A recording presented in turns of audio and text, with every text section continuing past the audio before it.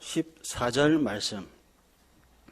구약성경 385페이지 사사기 14장 5절에서부터 14절 말씀 우리 한 절씩 교독하도록 하겠습니다.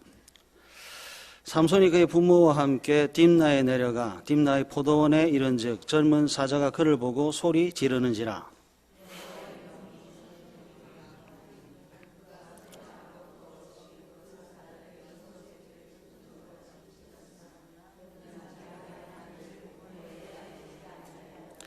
그가 내려가서 그 여자와 말하니 그 여자가 삼손의 눈에 들었더라.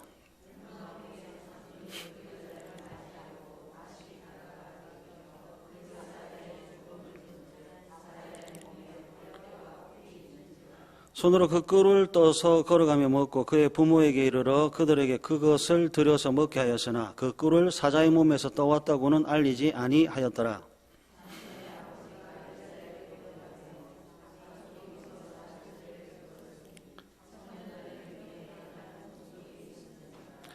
우리가 삼손을 보고 30명을 데려와서 친구를 삼아 그와 함께 하게 한지라.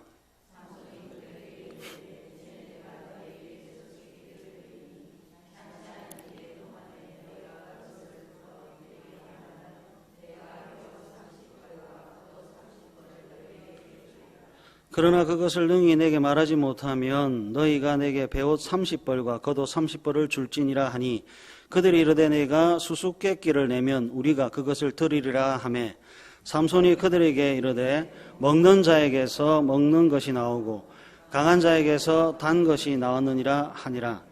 그들이 사흘이 되도록 수수께끼를 풀지 못하였더라. 아멘. 화가 이영철이라고 하는 분이 좋은 것과 진짜 좋은 것이라고 하는 아주 짧은 글을 쓰셨는데 한번 들어보세요. 내가 가질수록 좋은 것이 있다. 차, 집, 보석, 지위, 명예 등이 그렇다.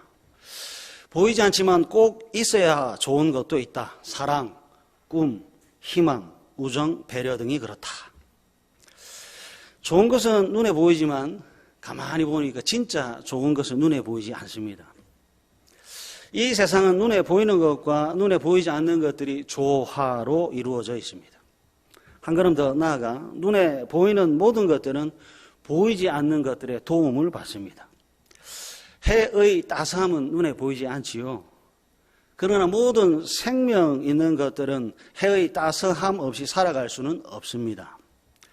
공기의 시원함은 눈에 보이지 않습니다. 그러나 공기의 시원함은 모든 생명에게 호흡을 주는 없어서는 안 되는 보물이요 소중함이 됩니다. 좋은 것은 눈에 보이지만 진짜 좋은 것은 눈에 보이지 않습니다. 보이는 것보다 보이지 않는 것이 훨씬 더 크고 보이는 것은 보이지 않는 것들 때문에 기동하게 됩니다. 이 보이지 않는 세계, 보이지 않는 도움의 손길을 가리켜 성경은 은혜라고 합니다. 보이지 않는 은혜는 보이는 모든 세계를 항상 덮고 있습니다. 오늘 본문도 은혜의 이야기입니다. 삼손의 이름의 뜻은 태양이고요. 아버지 마노의 이름의 뜻은 안식입니다. 삼손이 왜 태어났지요? 아버지에게는 안식, 평화, 샬롬을 주기 위해서 태어났고요. 태양인 삼손이 태어난 이유는 이스라엘 민족에게 어둠을 몰아내는 빛을 주기 위해서 태어났습니다. 태어났는데 우리가 성경을 봐서 아시겠지만 노력으로 태어나지 않았고 공로로 태어나지 않았고 보이지 않는 도움인 은혜로 신적 소명을 가지고 태어났습니다. 그리고 사사기 13장 25절 한번 보세요. 사사기 13장 25절 보니까 여호와의 영이 그를 움직이기 시작했다 합니다. 하나님에 의해 태어난 삼손, 그 삼손을 여호와의 영이 움직이기 시작합니다. 그래서 삼손을 기다리고 있는 것은 고린도후서 2장 14절 항상 우리를 그리스도 안에서 이기게 하시고의 세계입니다. 여호와의 영, 성령에 의해서 움직이는 삼손을 막을 수 있는 것, 방해할 수 있는 존재가 이 세상에 없습니다. 삼손은 승리자입니다. 언제나 승리자이고 어디서나 승리자이고 항상 이기는 승리자입니다. 보이지 않는 전폭적인 지지를 받는 삼손은 가는 곳마다 이기고 머무는 곳마다 태어날 때의 이름처럼 항상 빛을 비추는 사람입니다. 이것이 가능한 것이 뭐라고요? 여호와의 영이 그를 움직이기 시작했더라 했습니다. 보이지 않는 하나님의 영의 도움을 받는 삼손을 다르게 표현하면요, 모든 것을 가진 자라고 할 수 있습니다. 근데 참 아쉬워요. 보이지 않는 세계의 전폭적인 지지를 받는 이 삼손의 이야기가 사사기 13장에서부터 사사기 16장까지 기록되어 있는데요. 이걸 뭐라고 해야 될지 잘 모르겠어요. 사사기 13장 25절 분명히 하나님의 영에 의해서 삼손이 움직이기 시작했습니다. 그러면 뭔가 좀 대단한 일들이 일어날 것 같은데 여호와의 영에 의해 움직인 삼손이 죄송합니다. 고작 여자를 유혹하는데 자신의 정신과 자신의 마음과 힘을 사용합니다. 삼손의 이야기가 다른 사사들에 비해서 비교적 긴 내용을 담고 있는데 참 재미있게도 삼손의 이야기는 3명의 여자와 관련되어 있습니다. 오늘 본문인 사사기 14장은 딥나의 여인과 관련되어 있고요. 사사기 16장에는 가사의 기생과 블레셋의 들릴라와 연관되어 있습니다. 삼손과 관련된 여인들이 하나같이 이방 여인이네요. 삼손이 뭐하고 있지요? 율법을 범하고 있습니다. 하나님께서 율법으로 금한 이방 여인과 교제를 하고 심지어 결혼까지 합니다. 그럼 이렇게 되는 거예요. 삼손을 움직이는 것이 2가지가 됐습니다. 하나는 눈에 보이지 않는 하나님의 영이 삼손을 움직이고 있고, 하나는 눈에 보이는 이방 여인들이 삼손을 움직이고 있습니다. 사사기 14장, 사사기 16장, 삼손이 이방 여인들에게 이쪽으로 저쪽으로 끌려다닙니다. 그러면서 여러분 승리하는 것이 아니라 자신의 삶을 망가뜨리고 있습니다. 교회의 사사입니다. 교회의 직분자임에도 불구하고 자신이 받은 수많은 은사를 제대로 한 번도 사용하지 못한 채 그냥 이리저리 끌려다니면서 자신의 하나뿐인 인생을 허비하고 있습니다. 자신이 좋아하는 것을 즐기면서 인생을 허비하고 있어요. 한 사람의 인생을 함부로 판단할 수 없고 왈부할 수 없지만 70, 80대는 인생을 한 문장으로 다 담아낼 수 없지만 삼손이라고 하는 사사를 가장 적절하게 표현할 수 있는 문장인데 이겁니다. 모든 것을 가졌으나 모든 것을 허비하는 사람. 그러니까 사사기 13장, 사사기 14장, 15장, 16장에 있는 삼손을 딱 한 문장으로 완성시킬 수 있어요. 모든 것을 가졌으나 모든 것을 허비하는 사람. 여호와의 영이 이끌 때 모든 것을 가진 자가 되고요. 이방 여인에게 미혹됐을 때 모든 것을 허비하는 사람이 됩니다. 그래서 참 슬픕니다. 모든 것을 가졌으나 모든 것을 허비하는 사람이라고 하는 이 표현이 너무너무 아파요. 왜요? 저하고 똑같은 성도거든요. 왜요? 저하고 같은 교인이거든요. 그러나 우리가 슬퍼만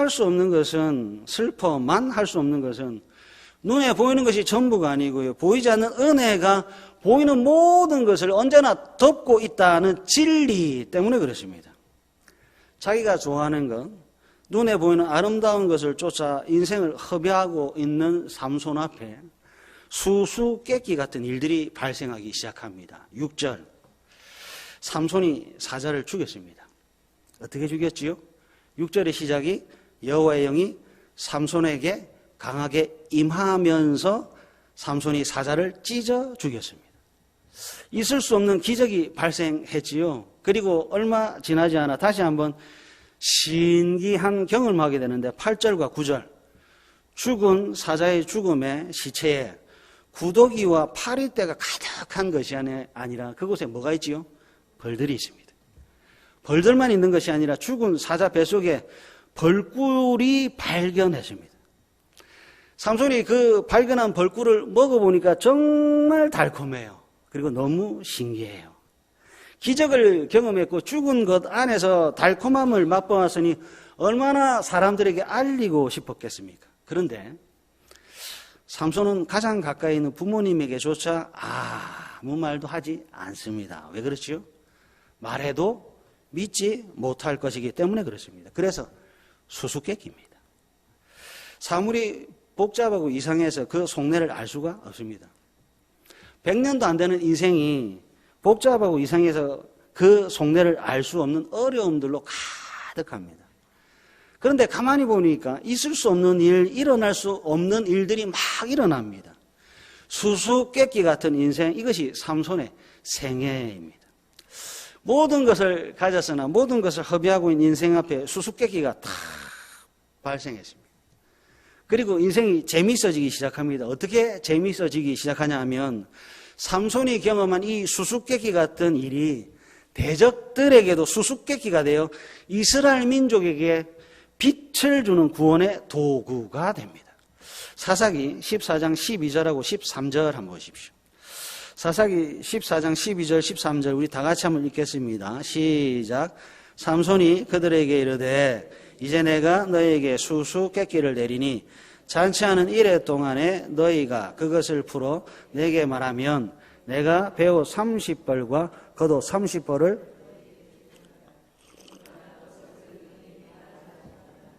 너희가 내게 배옷 30벌과 그들이 이르되 내가 수수께끼를 내면 우리가 그것을 드리려 하매. 그 다음 이제 19절 한번 보세요. 19절 우리 성경을 보면서 다 같이 읽겠습니다. 시작.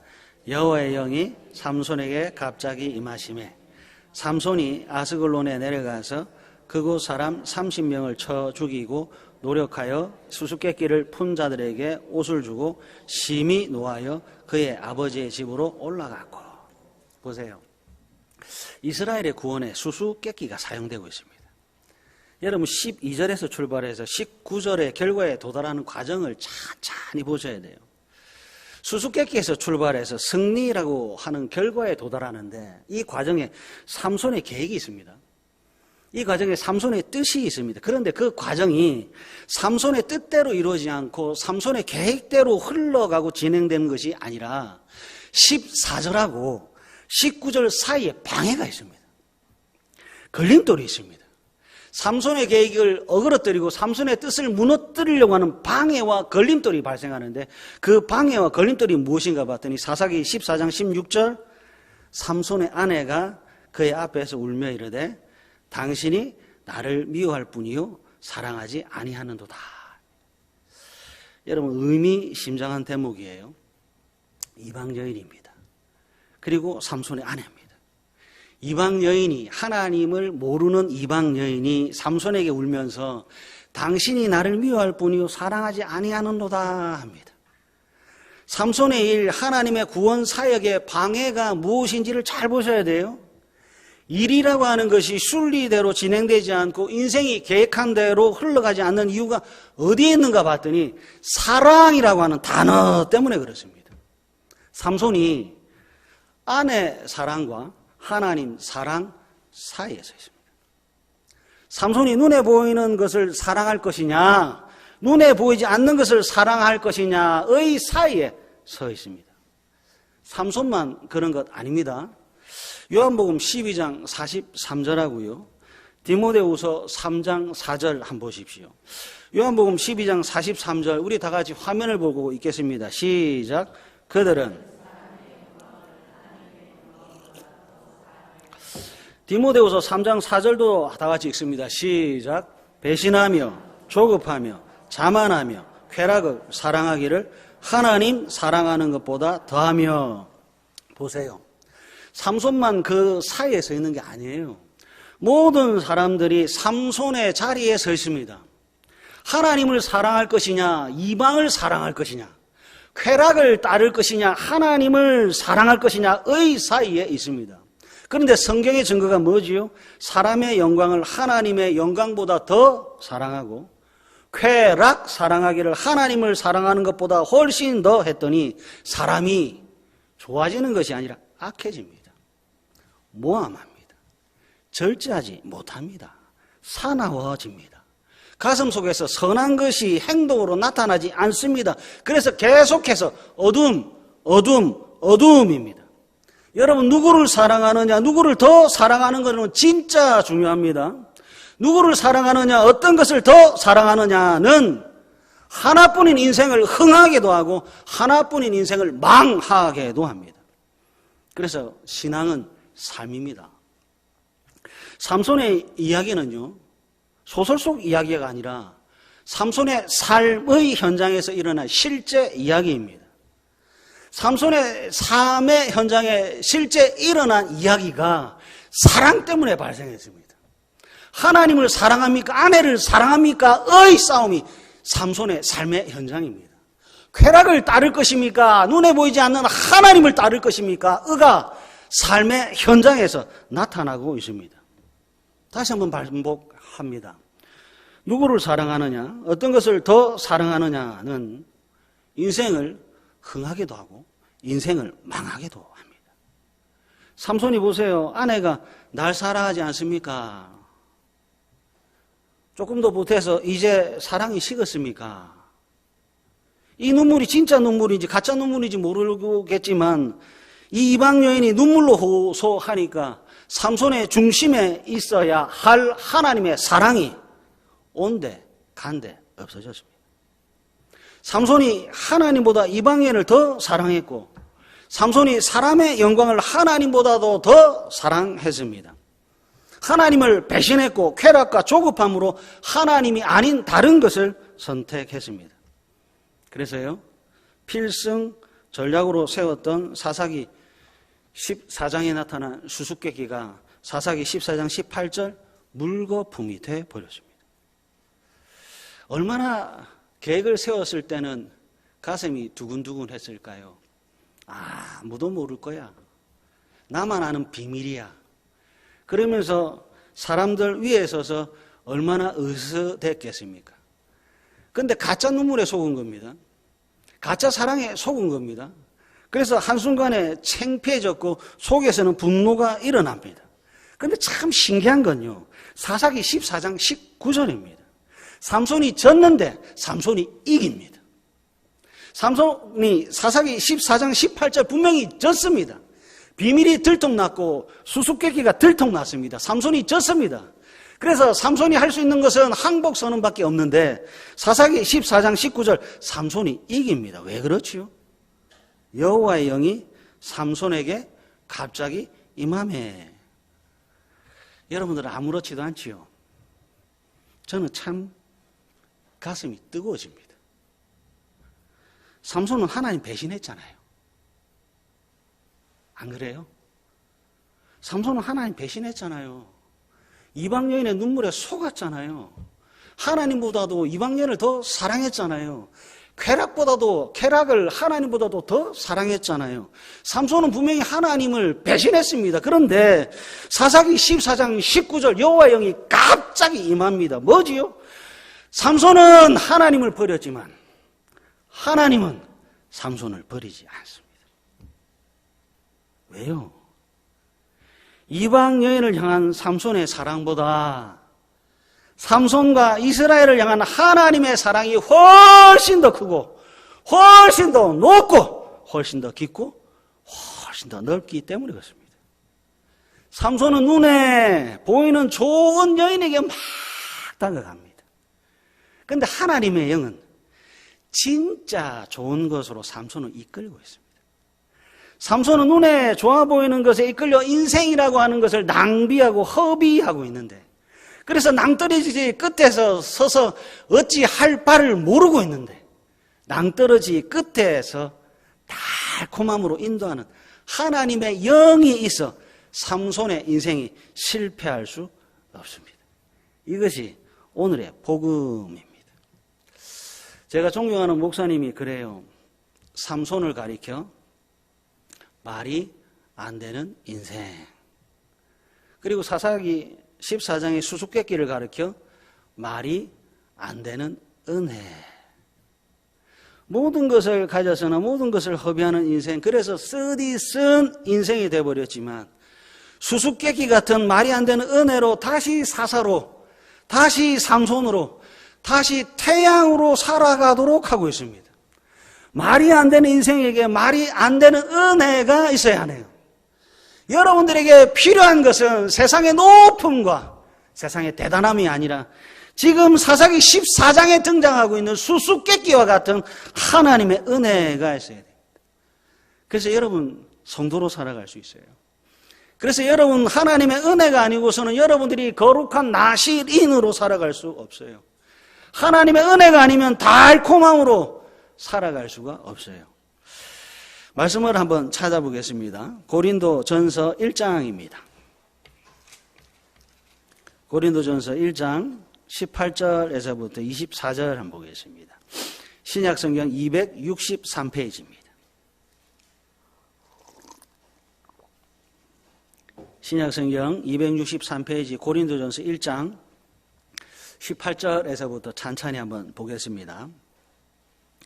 십자가의 도가 멸망하는 자들에게는 뭐지요? 여러분 미련하다는 말은 말이 되지 않는다는 뜻입니다. 미련하다는 말은 말이 되지 않는다는 거예요. 구원을 받은 우리에게는 하나님의 뭐지요? 여러분 하나님의 능력이라는 말은 역시 말이 되지 않는다는 은혜를 가리키는 겁니다. 기록된 바 19절 기록된 바 내가 지혜 있는 자들의 지혜를 멸하고 총명한 자들의 총명을 폐하리라 하였으니 지혜 있는 자가 어디에 있느냐 선미가 어디에 있느냐 이 세대의 변론가가 어디 있느냐 하나님께서 이 세상의 지혜를 미련하게 하신 것이 아니냐. 여러분 십자가의 도가 말이 되지 않아요. 아무리 고민을 하고 아무리 생각을 해도 풀 수 없는 수수께끼라는 말입니다. 그러나 구원을 받은 사람들에게는 말이 되지 않는 하나님의 능력이며 실제라고 하는 것을 지금 고린도전서 1장 18절, 19절, 20절이 설명하고 있는 겁니다. 과연 그런가? 21절 하나님의 지혜에 있어서는 이 세상이 자기 지혜로 하나님을 알지 못함으로 못하는 겁니다. 수수께끼니까. 하나님께서 전도에 미련한 것으로 믿는 자들을 구원하시기를 기뻐하셨도다. 유대인은 표적을 구하고 헬라인은 지혜를 찾으나 우리는 십자가에 못 박힌 그리스도를 전하니 유대인에게는 거리끼는 것이요 이방인에게는 미련한 것이로되. 24절 우리 다 같이 읽겠습니다. 시작. 오직 부르심을 받은 자들에게는 유대인이나 헬라인이나 그리스도는 하나님의 능력이요 하나님의 지혜니라. 아멘. 십자가의 도가 미련합니다. 말이 되지 않습니다. 설명해 보십시오. 말로 설명할 수 없습니다. 예수 그리스도께서 십자가에 죽으신 사건은요, 사사기 14장에 사자가 찢겨 죽은 것보다도 훨씬 더 말이 되지 않습니다. 대답 좀 해주십시오. 어떻게 하나님의 아들이 죽을 수 있습니까? 대답 좀 해주십시오. 어떻게 메시아가 십자가에 못 박혀 죽으실 수가 있습니까? 더 신기하고 놀라운 것은 어떻게 죽은 것 안에서 구원이 나타날 수 있지요? 여러분 대답 좀 해주십시오. 어떻게 죽음, 사망 안에서 생명이 나타날 수 있습니까? 여러분 대답 좀 해주십시오. 어떻게 사자의 뱃속에서 꿀이, 달콤함이 나타날 수 있습니까? 예수님께서 이 땅에 오신 것과 사신 것과 죽으신 것과 부활하신 모든 전생애가 수수께끼입니다. 왜 하나님의 아들이 목수의 아들로 태어나십니까? 왜 하나님의 아들이 메시아가 짐승의 먹이통인 구유에 태어나십니까? 수수께끼지요. 세상의 편에서는 미련한 것이고 구원받는 사람의 편에서는 하나님의 이것이 지혜고 하나님의 능력이라는 겁니다. 짐승의 집에 왜 오셨습니까? 예수님께서 그리스도가 되시는데 짐승의 자리까지 내려가시겠다는 겁니다. 그렇게 해서 예수님께서 못 만나는 사람, 구원하지 못할 사람이 한 명도 없는 거예요. 설령 그 상대방이 짐승 같은 사람일지라도 예수님께서 짐승의 구유에 태어나셨기에 그를 능히 구원하실 수 있습니다. 은혜가 죄보다 훨씬 큽니다. 그 다음 보세요. 예수님께서 십자가에 죽으셨습니다. 그런데 그 죽음에 구더기와 파리떼가 가득한 것이 아니라 사자의 뱃속에 벌들이 꿀을 만들어내듯이 예수님의 죽음은 새로운 생명의 역사를 이루어냅니다. 죽은 사자의 달콤함이 예수 그리스도의 십자가를 통해서 구원의 큰 기쁨을 전달하고 있습니다. 그래서 모든 인생이 만나야 하는 십자가의 비밀이 사사기 14장에 있고 고린도전서 1장에 새겨져 있는 거예요. 허비하고 낭비하는 인생들, 그래서 사람다움을 잃어버린 모든 사람들, 수수께끼와 같은 은혜, 십자가의 도인 하나님의 사랑과 하나님의 능력을 만나야 되는 이유가 바로 여기에 있습니다. 여러분들은 십자가의 도를 가슴에 새기셨는지요? 여러분들은 하나님의 능력으로 오늘도 살아내고 계시는지요? 어둡네요. 마지막으로 말씀을 한번 찾아보겠습니다. 고린도후서 6장으로 한번 가보십시다. 고린도후서 6장 9절과 10절입니다. 십자가의 도, 미련하나 하나님의 지혜와 하나님의 능력이 어떤 일을 하셨는지 잘 보십시오. 고린도후서 6장 9절과 10절입니다. 구약성경 291페이지 우리 한 음성으로 다 같이 읽겠습니다. 시작. 무명한 자 같으나 유명한 자요, 죽은 자 같으나 보라 우리가 살아있고 징계를 받는 자 같으나 죽임을 당하지 아니하고, 근심하는 자 같으나 항상 기뻐하고, 가난한 자 같으나 많은 사람을 부유하게 하고, 아무것도 없는 자 같으나 모든 것을 가진 자로다. 아멘. 사랑하는 가족 여러분, 하나님의 은혜가 우리를 덮고 있습니다. 아무것도 없는 자 같으나 모든 것을 가진 자로의 부름이 복음이에요. 말이 되지 않는 은혜가 말이 되지 않는 인생을 지금도 덮고 있는 겁니다.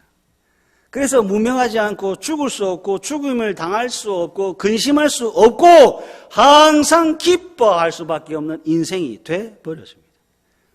예수가 죽여 나를 살렸기에 저나 여러분들은 하나님 안에서 무명한 자가 아니라 유명한 자가 됐습니다. 그래서 여러분, 우리는 항상 기뻐할 이유가 여기 있습니다. 그래서 여러분, 우리는 나누어 줄 수 있는 부유함을, 모든 것을 가진 자가 돼버렸습니다. 삼손과 우리의 공통점이 이거지요. 우리는 눈에 좋은 것에 이끌려 죄라고 하는 것을 낳고요. 하나님의 영, 성령은 우리를 진짜 좋은 것과 좋은 것으로 인도해 우리를 한탄이 아니라 영광의 노래를 부르도록 합니다. 우리의 눈이 이끈 곳에는 눈물과 한탄과 실패와 분노가 가득하지만 하나님의 영인 성령은 우리를 감탄과 달콤함과 감사와 영광으로 인도합니다. 꼭 기억하십시오. 사랑입니다. 쾌락보다 하나님을 더 사랑하십시오. 사람보다 하나님을 더 사랑하십시오. 사람의 마음을 얻기보다 하나님의 마음을 먼저 얻으십시오.